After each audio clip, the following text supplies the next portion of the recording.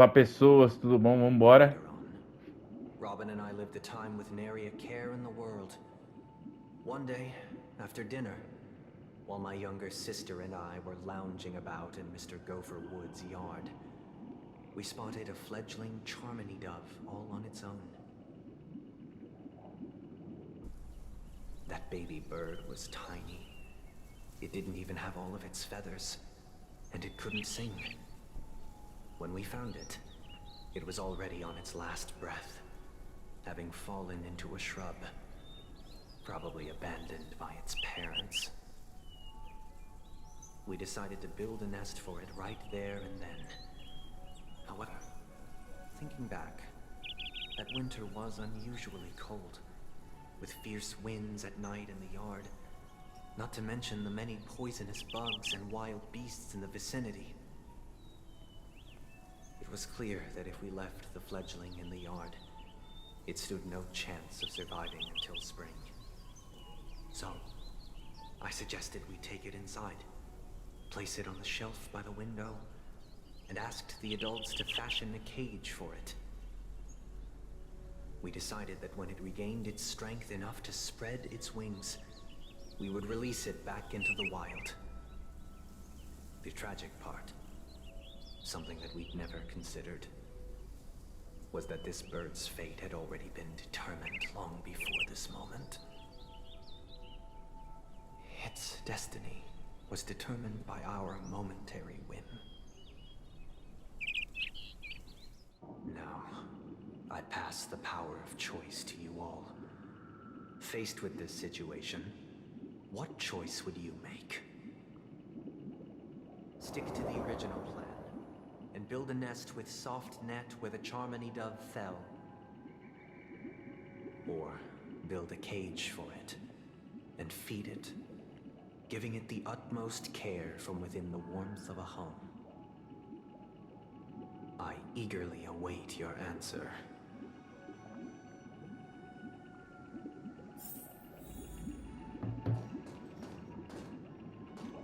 Joga ela para o pequeno pombo. Construindo um ninho aqui. Nós sabemos que a Robin construiu o negócio, né?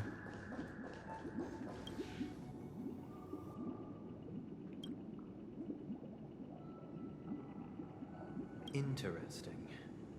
Since you've made up your mind, allow me to reveal what fate this choice will bring to the fledgling. From what I've observed, there are at least 3 predators in that yard that prey on small birds. The Vosicle scorpion, Asdana wolverine, and the Huntington winged snake. Even if they shy away from humans, these animals are still near apex predators in a fenced location like a yard. In such a location, only one fate awaits that little Charmony dove. A painful death. As for the choice you made, I am deeply sorry. Now, let us advance to the second decision. This time, it's the story of a dream chaser. This story happened when I was appointed as Bronze Melodia, a position exclusive to the Oak family, charged with listening to the problems and vexations of dreamscape residents, and providing them with the relevant guidance. It was during that period that I had the opportunity to hear voices from all corners of the dreamscape. Joy, sorrow, arrogance, regret. The complex tapestry of human nature that formed the world. And I was fortunate to catch a glimpse of it. He was a dream chaser and an illegal stowaway. Just like the rest of them, he came to Penacony in search of a better life. Except that, to most people, the price he paid, I suppose you could say it was everything. He told me I sold everything I could at home. The house, the land, even his 2 children. He said he could not afford to raise them, and that at least they could eat if they lived as slaves. He had a plan in place. He would buy back his children once he had made his fortune, and enjoy Penacony's beautiful dream with them. Alas, his plan to smuggle himself was somewhat clumsy, and he was sniffed out by those pig-headed hounds. After hearing the Dream Chaser's story, I immediately appealed to the Bloodhound family to cease their pursuit. That way, at least he could live peacefully. But I was still too naive to the ways of the world. I did not anticipate that what I thought was a kind gesture would later lead to dire consequences. I'll tell you the outcome soon. For now, I'd like you all to make a choice. Will you do as I did, and try to convince the Bloodhound family to stop their pursuit, so that the Dream Chaser may live peacefully and realize his wishes? Or will you remain silent, leaving him to languish while the hounds are hot on his heels, until his inevitable judgment arrives? I look forward to everyone's decisions. Vou pegar o item aqui. Capoto, velho. Cara. It seems you, like me, are pondering whether a different choice could have led to a better outcome. Sadly, his fate would only be more tragic. Say he never gets caught. He would only die from delirium. The methods with which illegal stowaways enter dreams are unorthodox, not flawless like the hotels. Living in the dreamscape would be a mere pipe dream. Should he be apprehended? Could the hounds afford to turn a blind eye? The answer is a definitive no. They couldn't bear the resulting consequences, and thus wouldn't dare extend a helping hand. As to your choice, I once again offer my heartfelt apologies. Next comes the third and final decision. And the story this time is my own. This story happened the day I was appointed the Oak family head.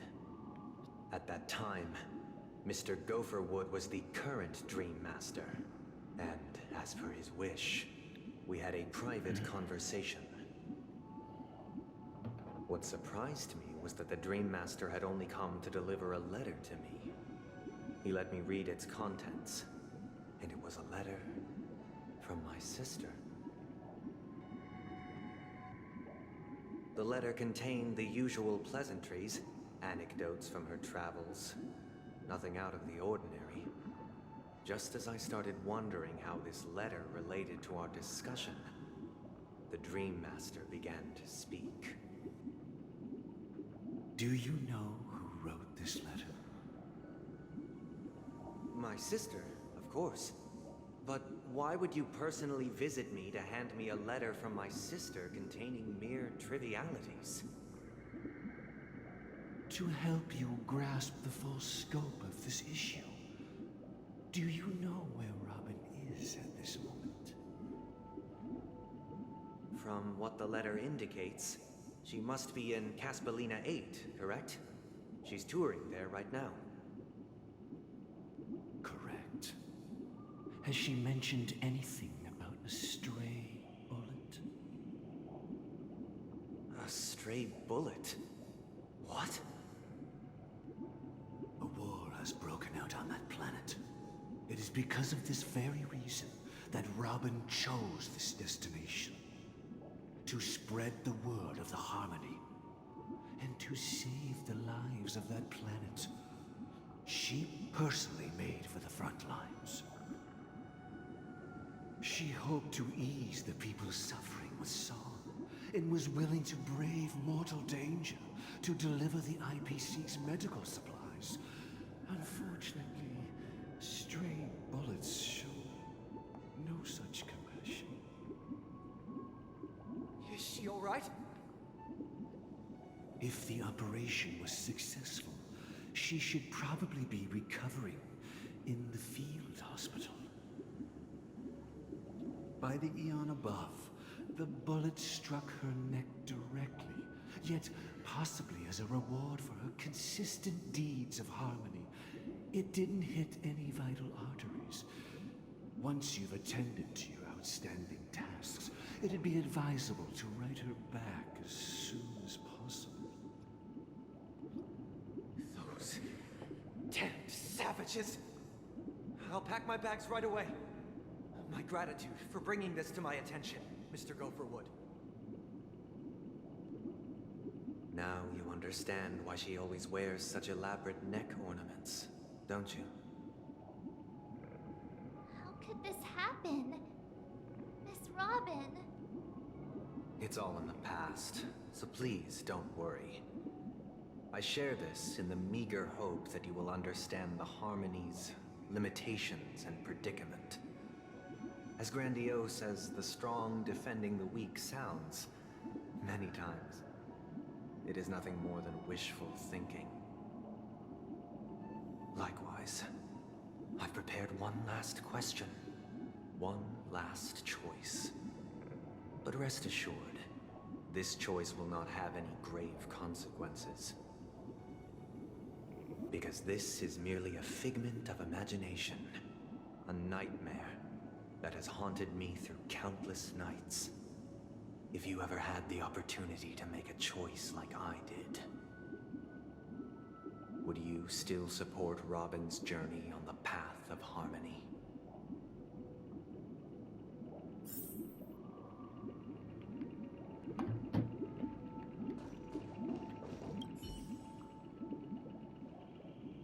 I often feel like I've dreamt of similar scenes on certain nights. In the dream, they're confused with each trail.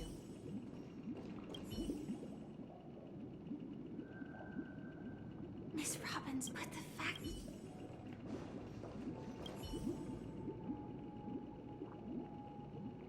I can't believe that happened to Miss Robin.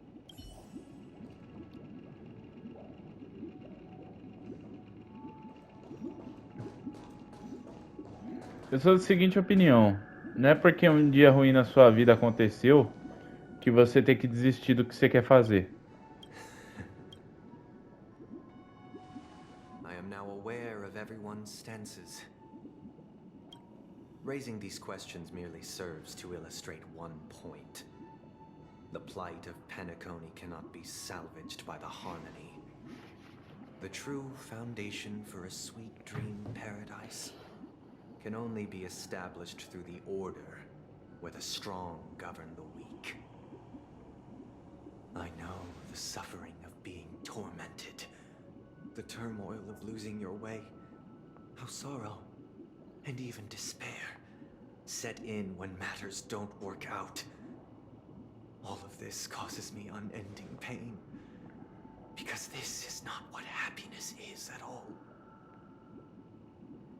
We must teach the weak how to live a happy life. And this life isn't some noble propriety that the upper crust preaches, but in definitive terms, a way of survival that belongs to everyone. So what is your definition of living a happy life? Good question. Human consciousness is fundamentally an illusion, a cage known as self-worth. People lured in by this illusion make mistakes, yet still ask that external influences bear the burden. When one mistake after the next permeates the masses, they become impossible to trace. Thus, the amassing of these individual cages culminate to form a prison, a place dictated only by the rule of survival of the fittest. Nature is always accompanied by predation and sacrifice. Its antithesis is known as order. That is what I want to do. Unite people's happiness under the banner of order. They won't need to make bitter choices any longer, nor face the weaknesses of humanity. They can cast aside their primal instincts to build a haven for mankind. Simply describing thoughts is far too abstract, so allow me to provide a simple example. As you all may know, there are societal norms like weekends and long weekends that exist on some worlds. During these hard-earned rest days, people are given the chance to extricate themselves from the stresses of everyday life, allowing a certain tranquility to return to their souls. And it is only on these days that people do not have to adhere to the law where the strong prey on the weak. They can live out their lives happily during these brief intermissions. It's just a pity that 2 or 3 days are still too fleeting compared to the span of a lifetime. From where I stand, society's ideal system should be 7 rest days. Following Sunday, there should ensue a second, a third, and indeed an infinite procession of Sundays. This should be the face of the new world. Idyllic, eternal, peaceful days. And thus, every person can return to their base selves in this utopia. Some gaze in reverence at the stars, pouring their whole beings into calculating the distance between us and the isolated world of Pagana. Meanwhile, some seek refuge in quiet corners, holding one another, unencumbered by the chains of unwelcome obligations. There would be no need to bear the hardships of reality. Only in this way can humanity face the inevitable end with the purest of spirit, living a life of dignity. This is what it is to live in bliss. Miss Firefly, you who are stricken with entropy loss syndrome, you of all would surely understand this.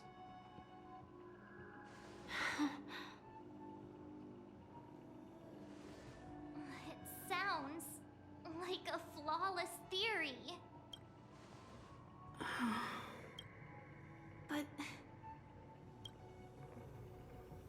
The cost is minute, merely a personal and eternal sacrifice. If this paradise is to be maintained for everyone, someone must remain trapped in solitary wakening until the end of the cosmos. awakening. Which means that this so-called paradise is still a dream. Stepping into this paradise means forsaking reality, correct?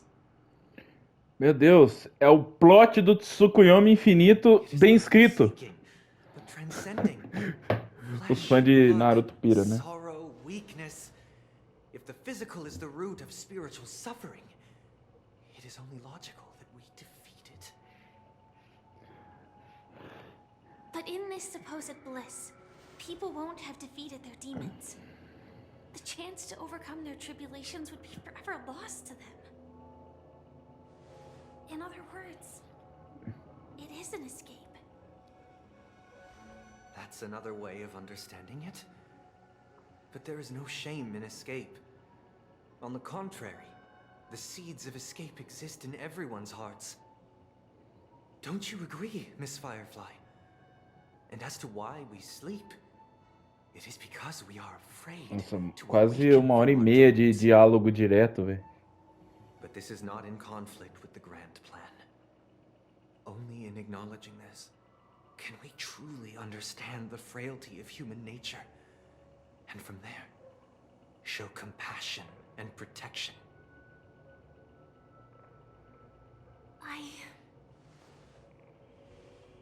I admit that you are a born leader. Your perspective on humanity brims with pessimism. Yet you express compassion for all, even when your heart pities them. But unlike you, I live for the self. From my perspective, individuals making choices for themselves is their birthright. The want to escape may be innate in the weak. But whether they are weak or not, it is not up to another to decide. Perhaps in your mind, you also view me as weak?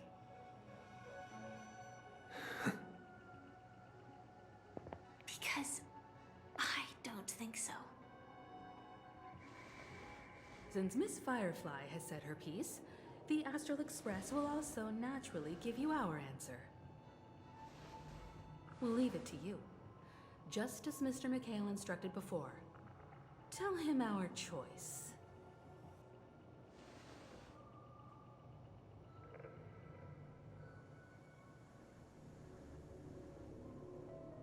What is this place? Does this place ring any bells, Misha? I don't know, but I feel a sense of déjà vu. Ah, não, eu tava certo. Ah, não. It's the realm within a dream bubble. This was left to the Astral Express by a nameless, but weirdly, when we entered it, it was completely empty. Dr. Edward from the Dreamscape sales store told me that dreams are formed from memories, and a dream bubble can't take shape if its core is empty. So I thought you might be able to help us in unraveling this mystery, Misha. As a hotel doorman, you know Penacony best among us. I don't know much about dream bubbles, but if you want to figure out what this mansion is, I'll do my best. I'm counting on you then. Himeko, I still don't get it. Why were you so sure that Misha had a connection with this dream bubble? I wasn't sure. It was just a hunch. But since Misha feels familiar with this place, my hunch might be correct.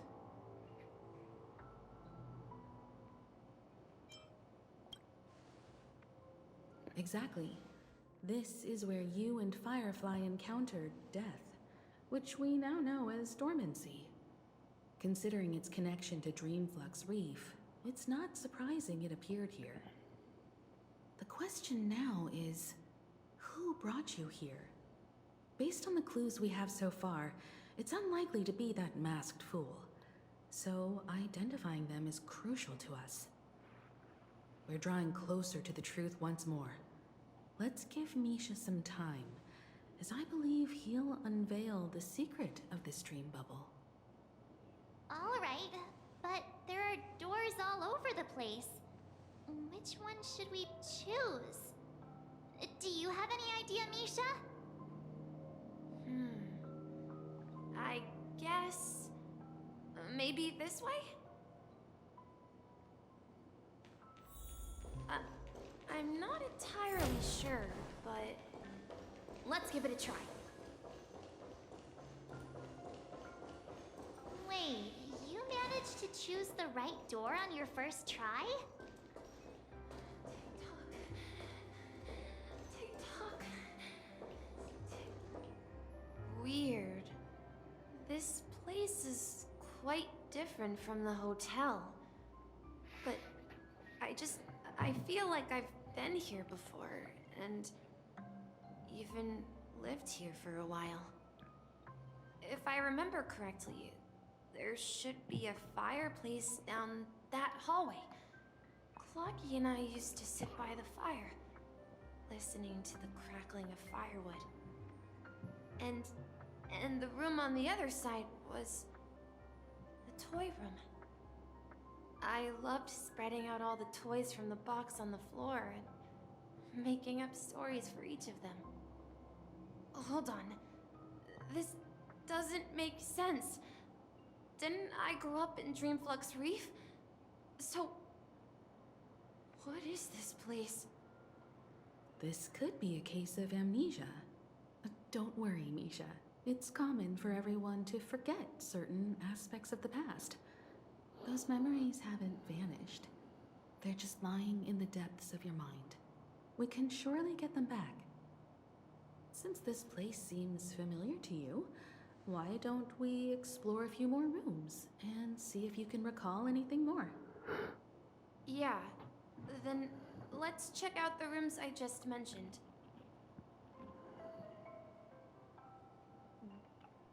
Tick-tock. Tick-tock. Very important. I heard some noises from the room. You and Orit. Yeah, it's a member of the Compass crew, just like Clocky and Miss Mirror. And there's more than just one origami bird. They are a big they follow Miss Mirror's orders. Nossa, exceção linguiça aqui tá Could you foda. tell us more about the The Compass is a ship bound for the New World. Clocky and his partners travel through layers of fog to the depths of the sea.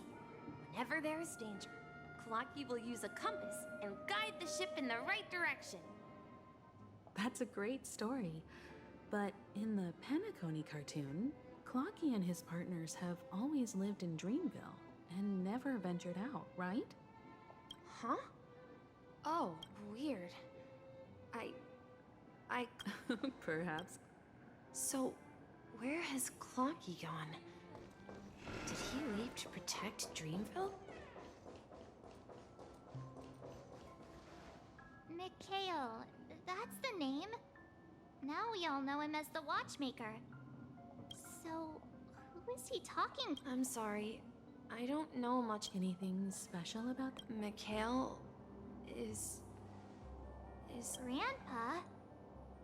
Do you... But we haven't heard anything about the Watchmaker having descendants. And the name Mikhail is not rare.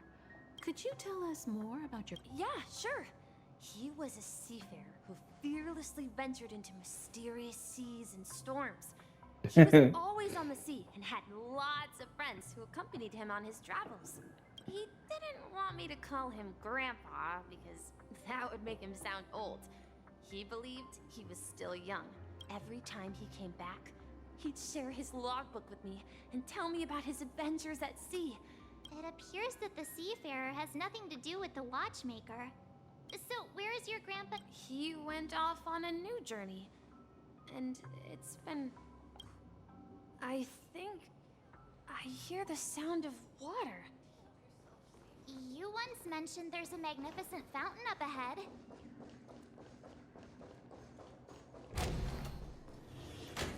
Vamos lá. Look, there it is!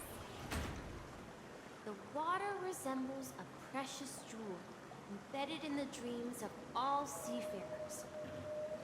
Every time I gaze at the shimmering lights beneath the waves, it feels as though I'm back in this place, standing by your side. Have you recalled anything, Misha? Yeah, I saw these sentences in Grandpa's logbook. He used to say that despite the perils of the sea, whenever he often said, Yeah.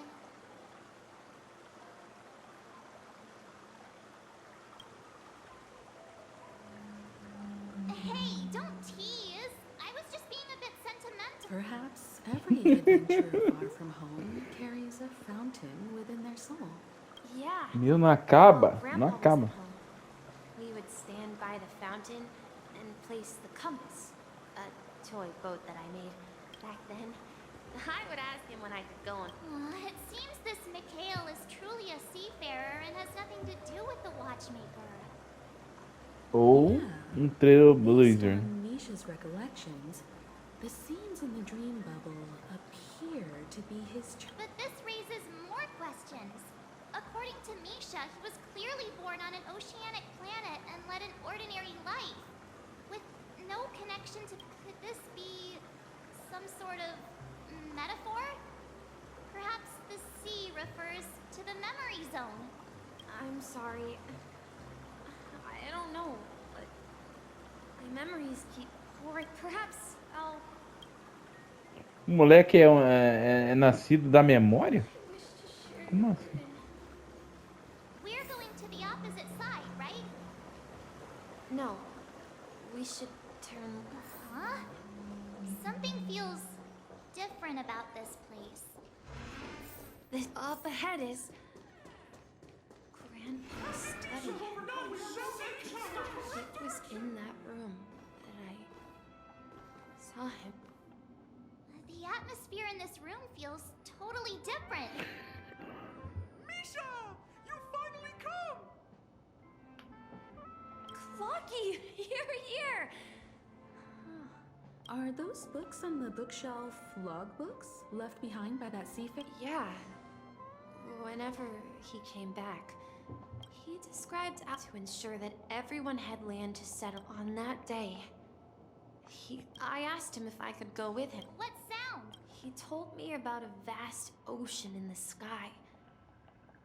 And he said that A train? it's the Astral Express. I remember now. Grandpa's friends are a group of nameless who came to this world to resolve a disaster caused by a star.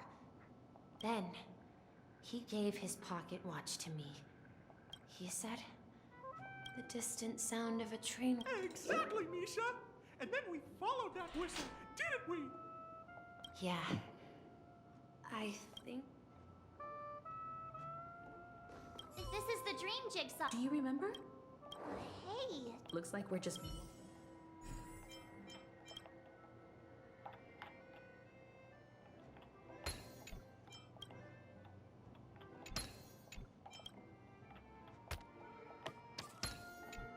Ah, o outro...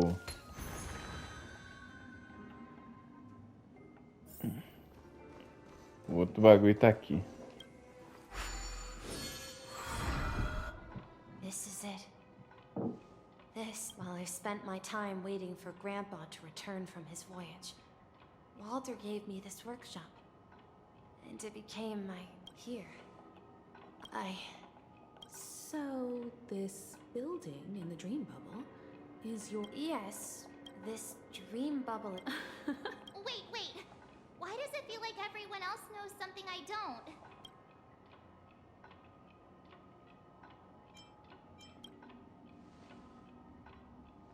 Marge, do you remember when she mentioned the clocky that only... Yeah, the little guy here, right? But we all saw him in Dreamflux Reef. Looks like everyone on the Astral Express has a childlike spirit. The answer lies in the Astral Express. Her experience shows that neither Firefly nor Acheron can see this clocky.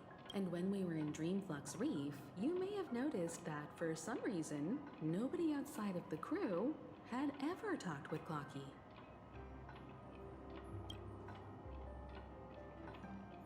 A mimetic life that can only be seen by a select few.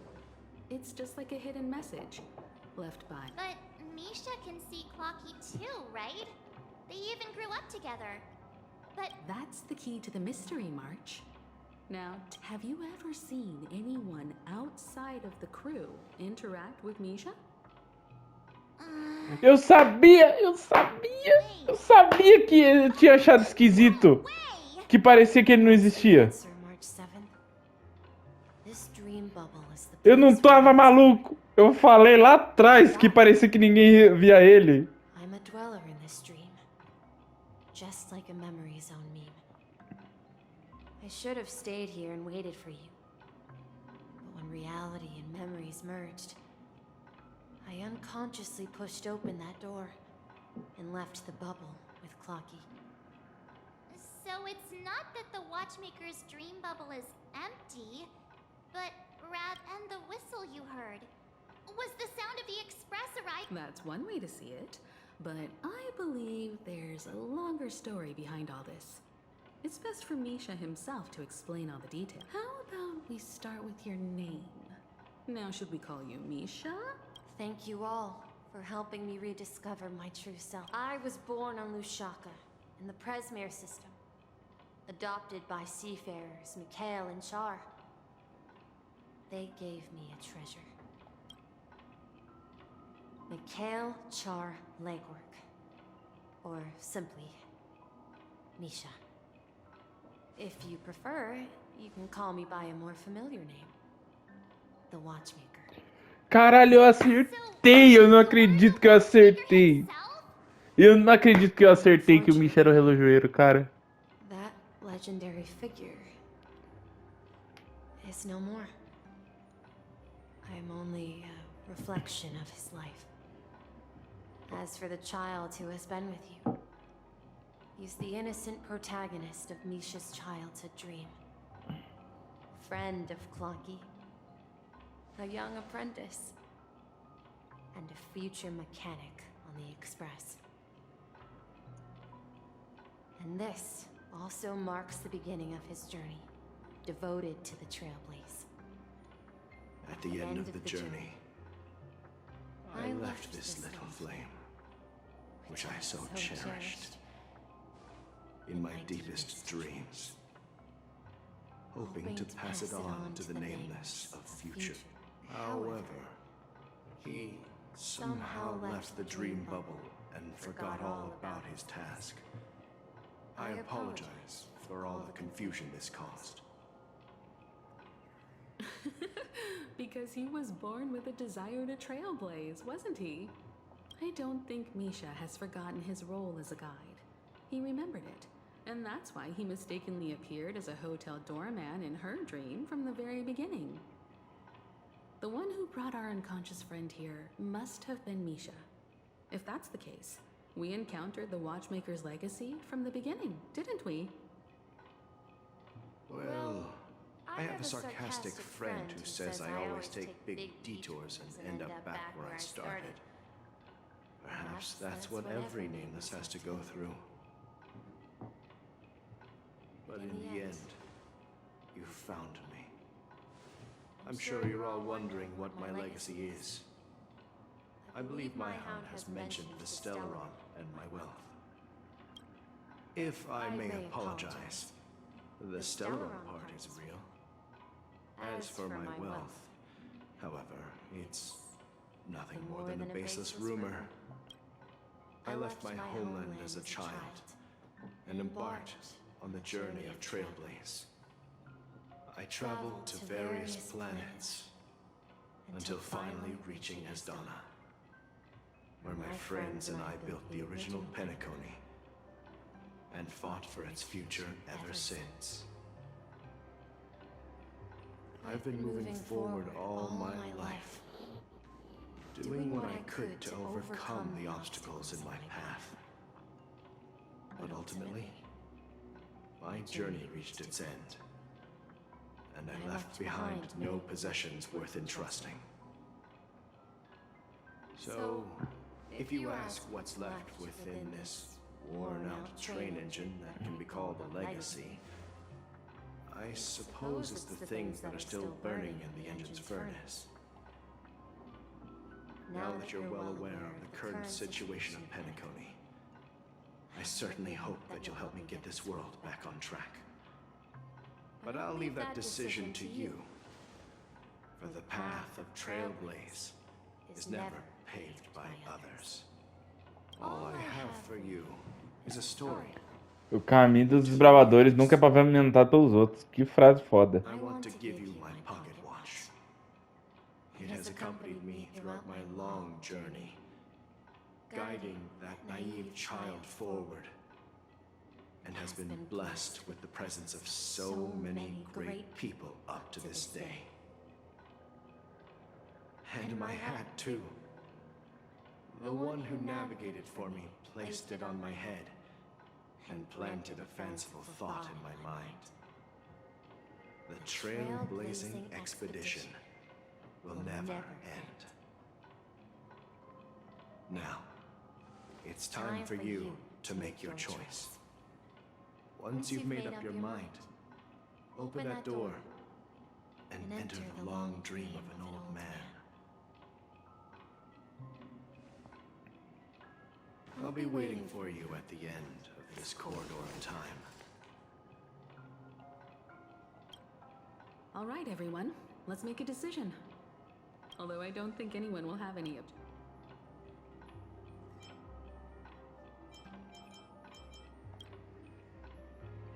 Of course. We've come. In that case, then let's proceed together to the... Cara, vou ser obrigado a encerrar mais um episódio. Domingo não vai ter vídeo do meio-dia aí, porque eu vou fazer mais um episódio disso aqui pra fechar, né? Mas... Falou, valeu, até mais. Fui!